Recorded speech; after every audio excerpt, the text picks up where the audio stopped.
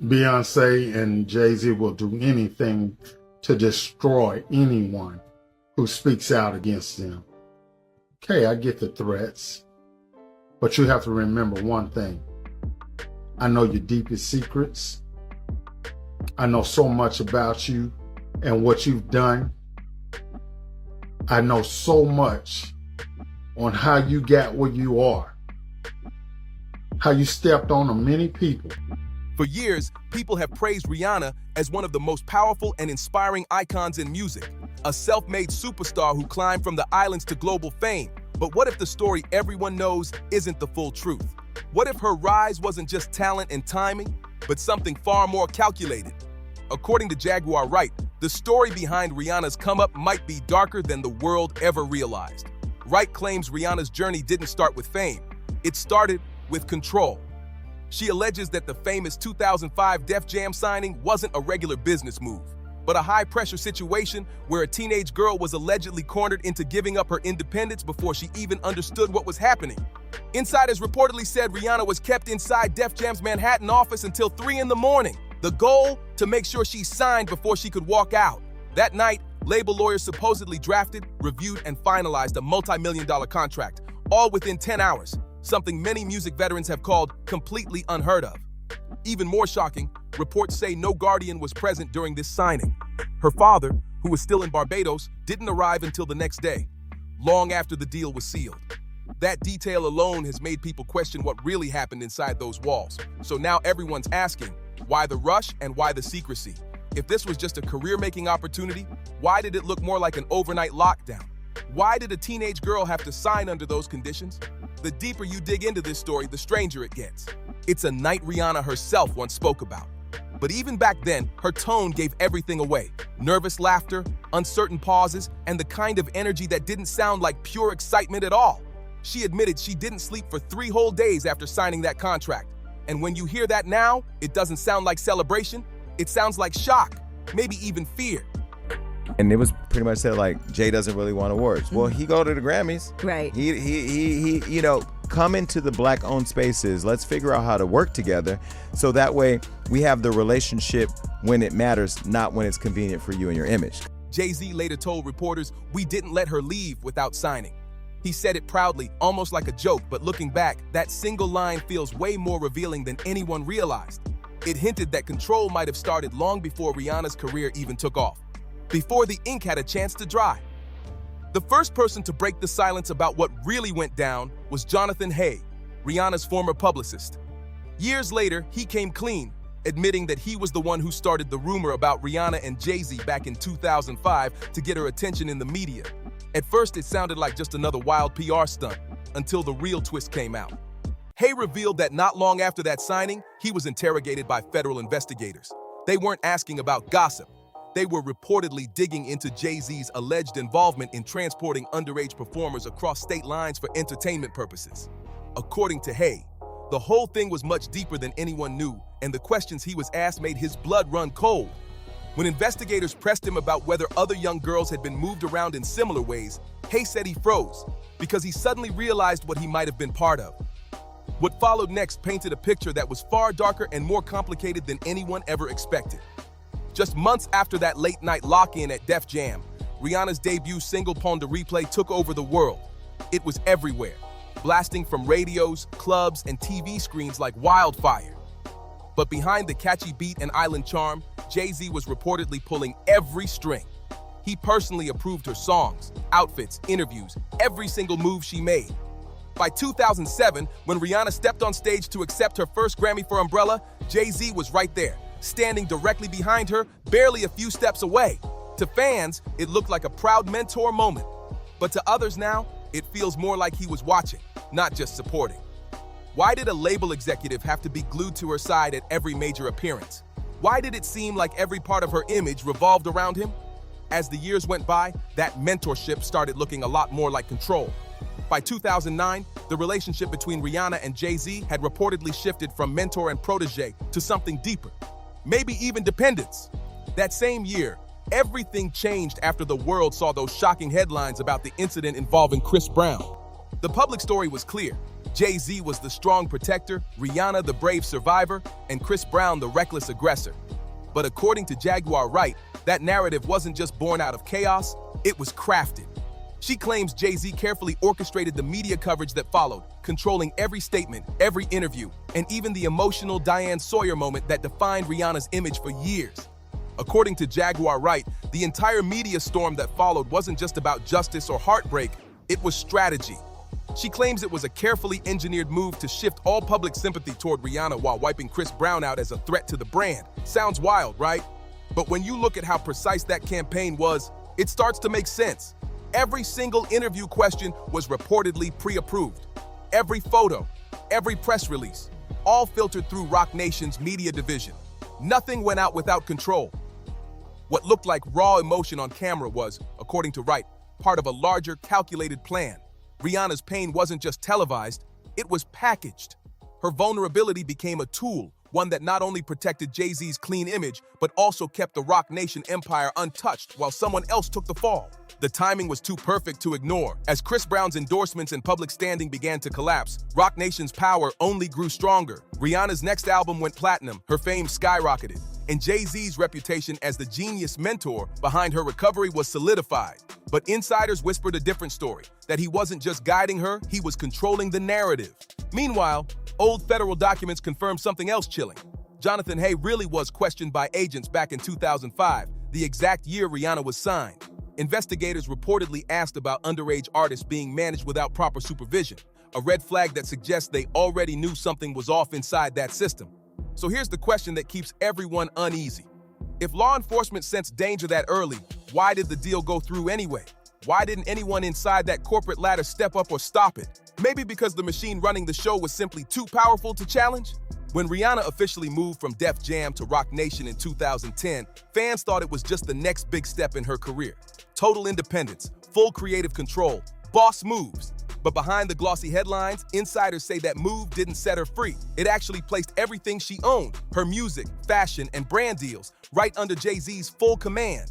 What looked like freedom might have been control in disguise. Sources close to the label later revealed that every creative choice Rihanna made, from who she collaborated with to what she said in interviews, reportedly needed top-floor approval. Nothing major happened without the green light. Even her rumored feud with Beyoncé, which blew up during the Tidal press conference in 2015, fit into that same pattern of division. Women around Jay-Z reportedly being kept at odds while he stayed the unshakable center of power. That Tidal launch moment said it all. Rihanna and Beyoncé, two of the biggest stars alive, wouldn't even stand next to each other on stage. Handlers later confessed the event had to be choreographed just to keep them apart. Cameras caught the smiles, but insiders claimed it was pure performance. Cordial for the cameras, nothing more. And here's the twist. That same month, Rihanna was in the middle of renegotiating her Roc Nation contract. So while fans thought they were watching drama between two queens, it might have been something else entirely. The feud rumors helped reinforce Jay-Z's position as the all-powerful mediator, the man both women had to go through even at the peak of their careers. Behind that so-called rivalry between Beyoncé and Rihanna hides something way deeper and way darker. Beyoncé's entire career has always been closely tied to Jay-Z's empire, almost from the very beginning. She met him when she was just 16, started dating him at 18, and by 26, she was already married to him. On paper, it looked like a power couple. But critics like Jaguar Wright have long argued that this pattern mirrors something else entirely, a system built on control. Wright and others point out the repetition. Older man, younger performer, total creative control. The same structure that supposedly shaped Rihanna's early career looked eerily similar to stories that once surrounded the late Aaliyah back in the 90s. Dame Dash, Aaliyah's former partner, even claimed Jay-Z had been pursuing her when she was still a teenager. It's a timeline that seems to repeat itself with uncomfortable precision, leaving people wondering how deep this pattern actually goes. Then came 2011, when something shook that unbreakable system. A name from the past resurfaced. Kathy White, a respected PR executive once linked to Jay-Z. In late August of that year, she reportedly reached out to a tabloid offering information about their connection, and just 2 weeks later, she was gone under what authorities called sudden and unclear circumstances. The official story cited a medical incident, but her autopsy was never made public, and the timing sent shockwaves through the industry. Just 48 hours before her death, Beyoncé had announced her pregnancy with Blue Ivy. Insiders later claimed Kathy had told friends she was planning to speak publicly about her past with Jay-Z, and one source even hinted she'd considered asking for money to stay silent. Whether those claims were real or not, the coincidence was chilling and too massive to ignore. A PR expert ready to expose an affair, a worldwide pregnancy announcement, and then an unexplained tragedy. Those who looked into Kathy White's death back then noticed strange details that never added up. Her phone records were sealed, her online accounts wiped clean, and the whole story vanished from the news within days. No follow-up, no closure, nothing. For Jaguar Wright, that moment was a clear turning point. She insists Kathy White's passing wasn't random. It was a warning, a message to anyone who might have thought about speaking up. What makes it even more chilling is the timing. In the very same week that Beyoncé's public life shifted from wife to mother, Jay-Z's rumored connection disappeared from the conversation entirely. Wright says the message was loud and clear. Inside that empire, silence wasn't just suggested, it was enforced. Kathy White's story was erased almost instantly, but pieces of it still linger. There's that mysterious 911 call from a Manhattan apartment on West 19th Street, the missing autopsy report, friends who swore she had reached out to a tabloid, and the haunting fact that her name resurfaces every time Jay-Z lands in controversy. If even a fraction of these claims hold truth, then Kathy White's death wasn't just bad timing, it was the ultimate cleanup job. She allegedly told a friend before it all happened that she knew too much about the contracts, the private meetings, and one secret that could have destroyed everything Jay-Z and Beyoncé had built in the public eye. Just 48 hours later, Kathy White's voice was silenced, and the world was busy celebrating a pregnancy announcement that restored the Carters' perfect image.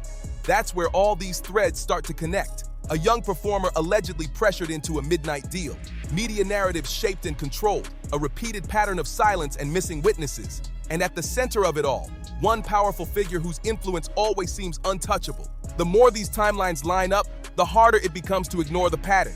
In this world, power in the entertainment industry isn't just about talent or wealth, it's about control.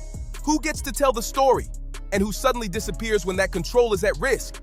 Kathy White's sudden death wasn't just bad luck, according to Wright, it was a message. And Beyoncé, by every account, stood right in the middle of it all. On September 2nd, 2011, Kathy White collapsed in her Manhattan apartment. The official statement called it a sudden brain aneurysm, but early police notes reportedly marked the scene as suspicious. What made it even harder to ignore was the timing. Just 2 weeks before, she had reached out to a tabloid offering details about her relationship with Jay-Z. Then, only 48 hours before her death, Beyoncé publicly announced her pregnancy with Blue Ivy. So now the question remains, was that timing pure coincidence? Or was it something far more deliberate?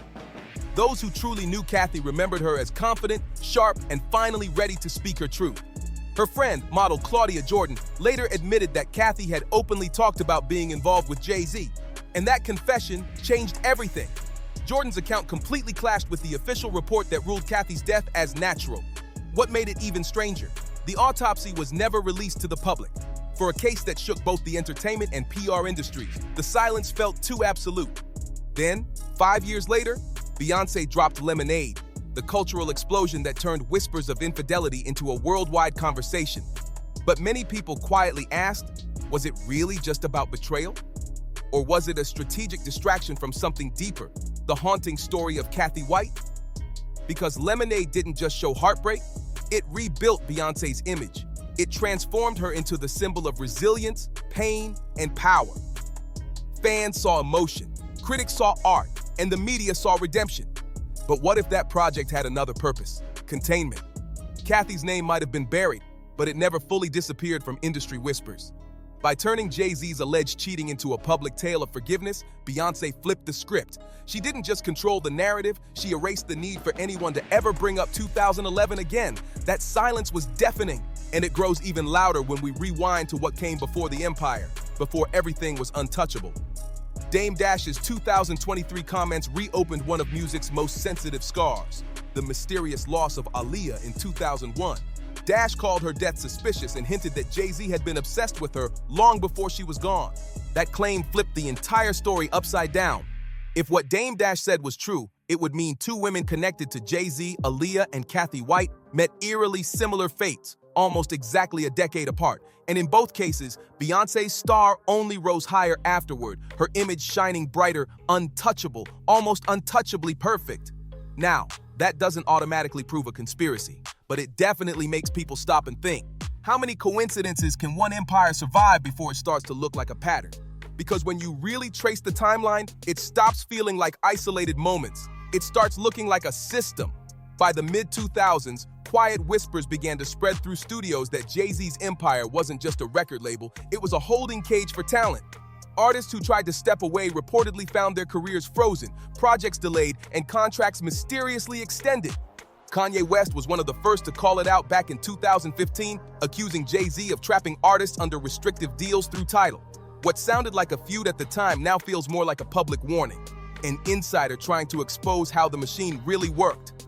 Then in 2017, Rihanna herself reportedly renegotiated her Roc Nation contract. After over a decade under creative restrictions, insiders claim she finally gained partial independence, but only after years of being denied access to her own masters and brand rights. For an artist of her level, that kind of delay made no sense, unless the real goal was to keep her tied down. Lawyers close to Roc Nation later hinted that the label's contracts were packed with NDAS and heavy financial penalties meant to silence anyone who questioned how things ran. Once you signed, you didn't just work for the label, you belonged to it. If Rihanna's first deal really started under pressure, then what does that say about every artist who came after her? The pattern looks hard to ignore. Isolation, silence, and loyalty enforced through contracts and fear. For every global star like Rihanna, there might be a dozen smaller artists still trapped in the fine print, paying for their so-called freedom with the very fame they were promised. This isn't just manipulation anymore. It's a system, one where silence itself becomes the most valuable currency. And if that's true, then Rihanna's story might not be the ending. It could be the beginning of something much bigger. Her name might just be the first on a list that's still being written. By 2015, those cracks in the empire started to show in public. During the Tidal launch, Beyoncé and Rihanna made headlines when they refused to stand beside each other on stage. Publicists blamed logistics, but insiders whispered that it was personal and that the tension came from the same man who built both of their careers.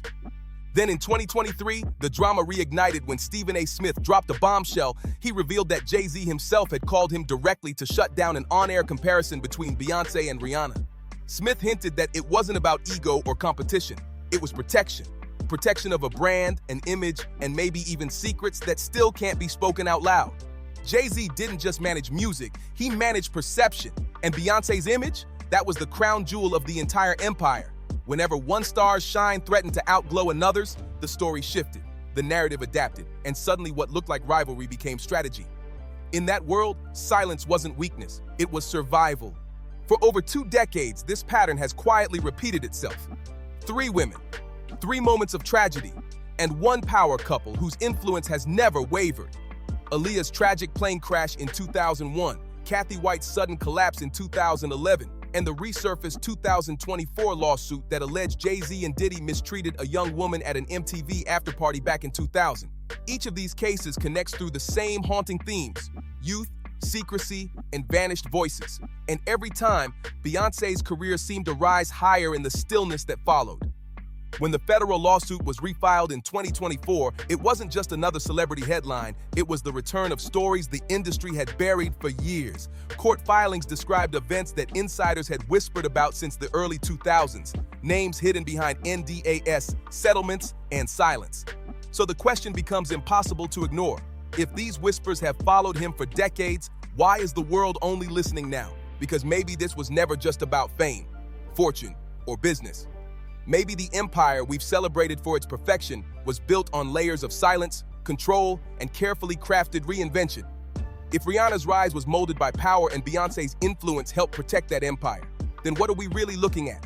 A dynasty of music or a network of secrets too deep to expose? So tell me, when the spotlight burns this bright, what's really hiding in its glow? Are we witnessing brilliance or something far darker behind the fame? Drop your thoughts in the comments below. And don't forget to like, share, and subscribe for more untold stories that pull back the curtain on the industry. Stay curious, stay alert, and I'll see you in the next one.